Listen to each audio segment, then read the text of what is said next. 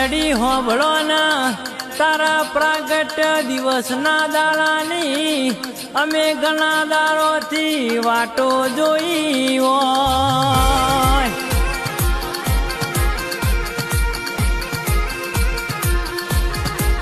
એક વરમો તારો પ્રાગટ્ય દિવસનો દાડો આવ મારી મેલડી મારો મનડો રાજી થતો હોય.